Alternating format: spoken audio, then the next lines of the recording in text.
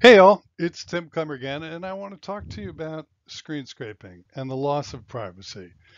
To me, it's a big issue, and I just want you folks to be aware of what it is you're giving up, what it is that's happening when you get into screen scraping or when you allow companies to screen scrape your banking data.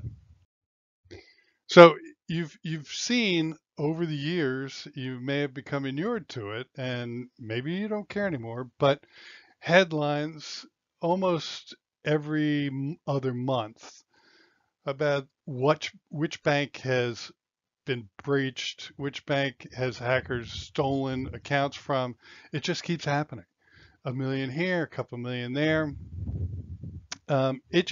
It never ends. But hackers are going after banks. And why? Because then they get access to your money.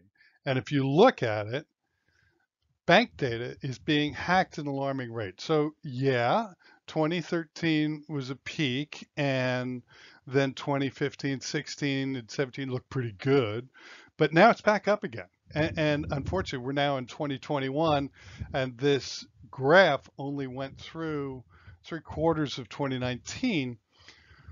But what I can tell you is that it didn't slow down in 2020. So there were 7.9 billion records and profiles stolen in 2020. Granted, not all banking, so that's positive. The fact is that though that was a 33% increase over previous years. Okay, so wherever we ended up in 2019, 8 billion last year was a 33% increase. And so who got hacked? Well, Microsoft got hacked for 280 million accounts. SD Lauder, 440 million accounts. Facebook, 260 million profiles were stolen. Pay was a payment processor, 2.5 million records. GoDaddy, 19 million.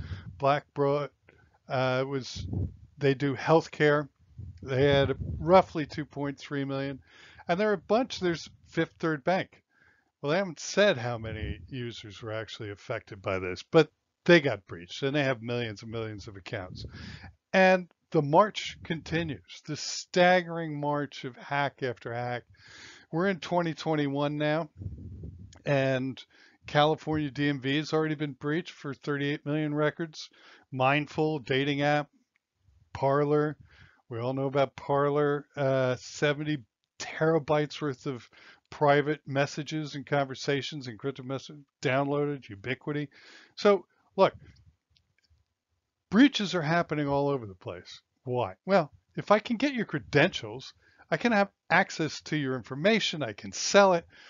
I can go after your accounts. I can buy stuff with your money. I could do anything I want, right? And so then we come to screen scraping. And why am I making this analogy? And is this a leap all of a sudden that I'm making from hacking to screen scraping?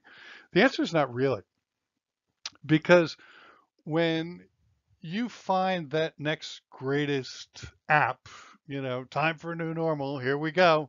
Let's let's download this app and take part in it and get whatever service it's providing, take advantage of it. Well, so you download the app, you put it on your laptop, your computer, your phone, and you set up an account. You dutifully enter in all the information that you ask for. And the next thing that a financial app is going to say is, hey, you have any accounts with any banks? Yeah, sure. Got accounts with Bank of America, Wells Fargo, Chase. Name them. I got an account with them. Great. So here's a page.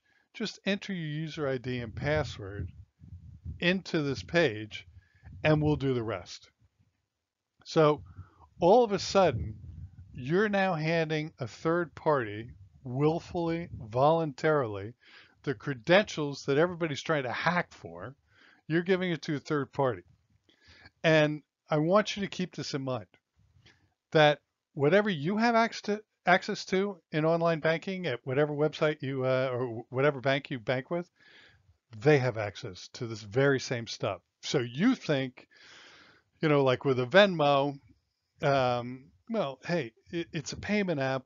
All they really need is my checking account, savings account. They don't need anything else. Au contraire. And we're going to get into that more on the next slide.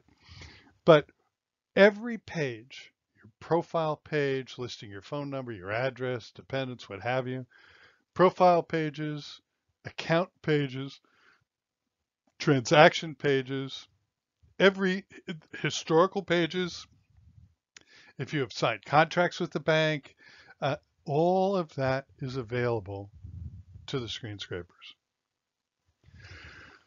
And what happens is, just so you're aware, and I'm not going to go into any great detail on it, we can do that in another one of these podcasts, is as soon as you give them your user ID and password, they turn around, log into the bank as if they were you, providing user ID and password, and all of a sudden the pages come down. And then they get the same first page you get, they get. The summary page with a list of all your accounts, they get it. They know how to read the HTML, the JavaScript, whatever it is that page is made up of. They know how to read it, and they know where on that page is the information that they're seeking. And they'll also know that, wow, this guy's got 11 accounts. Excellent. Let's get all the 11 accounts. And so scraping is that process of pulling up a page and extracting the data from the page and then loading it into a database. And in the case where a bank doesn't do downloads of transactions anymore, they could just go to the history and they'll go get the PDFs. And everybody and his brother these days has an OCR function on PDFs and knows how to rip out the data from a PDF. So that's screen scraping. And there's not a whole hell of a lot of difference, I'm going to argue for the moment, between this and hackers, other than these guys are giving you free service.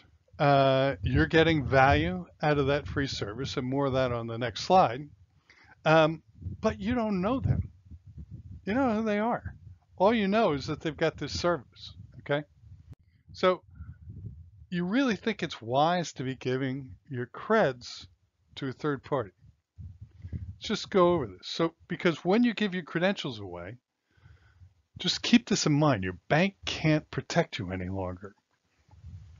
Your bank is helpless to stop access to and retrieval of your data because you gave your credentials to a third party. So why can't they protect you?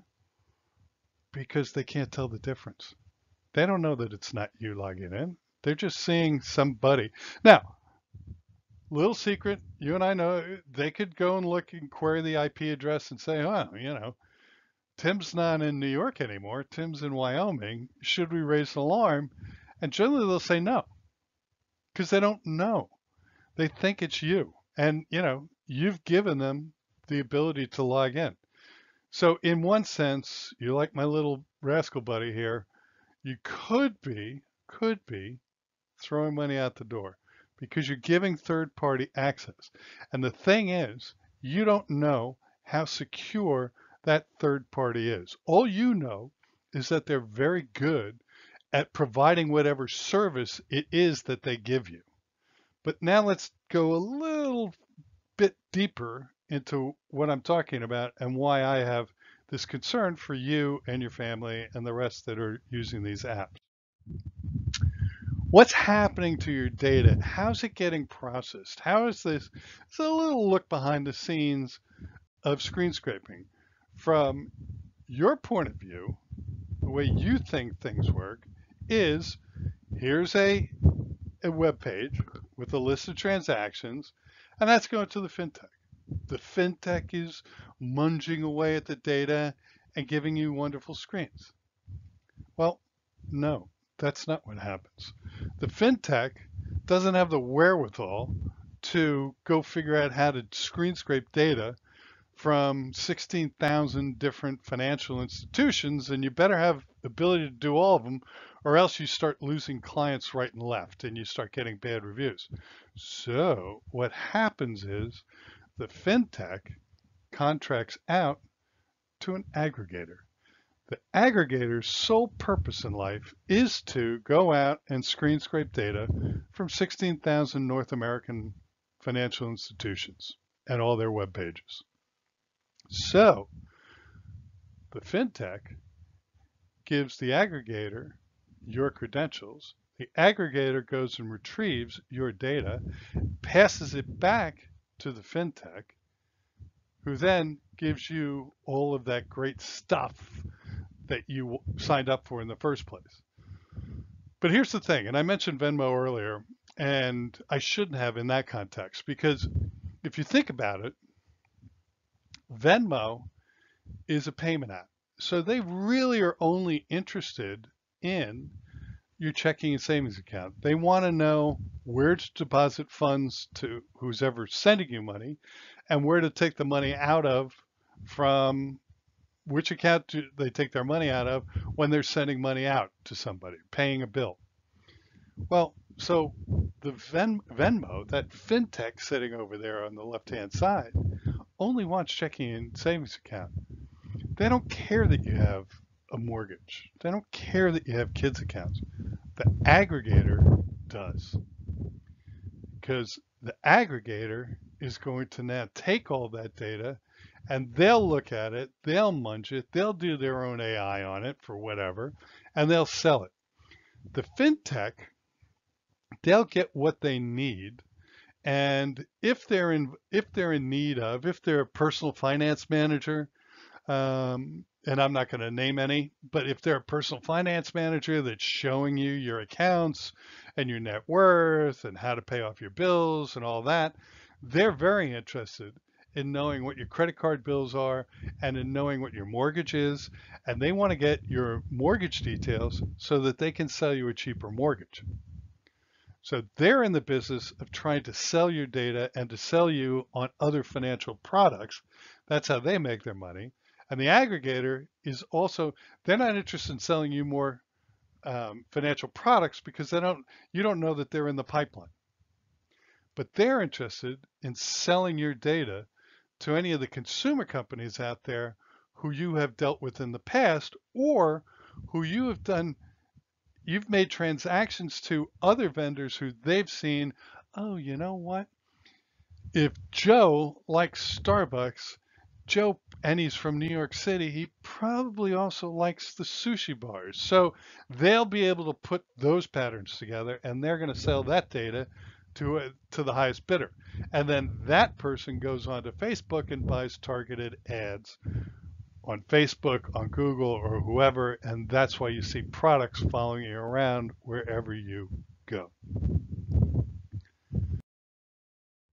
So what you don't see, just so you know, is data just starts traveling all over the place. You think you're sharing with California. California is sharing it with Wyoming, Texas, Georgia, and then before you know it, within a matter of weeks, all that data starts to travel all over the place. And yeah, if your app, you don't even know where your app is being sourced from. It could be an Indian company, it could be an Australian company, a German company. All you know is that it's, mymoney.com, and they call themselves a US company, but they could be anywhere in the world. And they could be buying and selling your data anywhere in the world, because your data is very, very valuable. So what's the lesson to be gained here? I'm just I brought it up, a little bit of scare tactics. Hackers are stealing your data, and we all know about hackers. Hackers are bad. They steal your data, they steal your accounts, they steal your credit cards, and then you have identity theft. Well, I'm making the case that you should be very, very, very careful with the latest and greatest financial apps. One, And this isn't really a likely scenario, but it's possible that it could be some Russian, Chinese, what have you company that's building this app and they're just trying to collect uh, credentials and gain access to valuable data and just sitting there on it. But two, as you share with other companies, they're sharing just because they have to. That fintech may actually be sharing your credentials with the aggregator in order for the aggregator to work. And so now more and more companies have your data. So if all of a sudden you hear about some aggregator in the headlines getting hacked, you don't even know that they exist. You don't know that they're providing your financial app with its data. And that's a danger because you may not know you've been hacked. So the whole purpose of this was just to tell you, let's be careful out here. I don't want you to be like the little mouse here, thinking life is beautiful all the time and not knowing that these hackers or these bad guys are out there just charming you into giving away your credentials. So I hope you found this informative. I hope you found this of use and of value. And really, I want to thank you for listening. Stay safe, and we'll see you on the other side. And thanks for listening.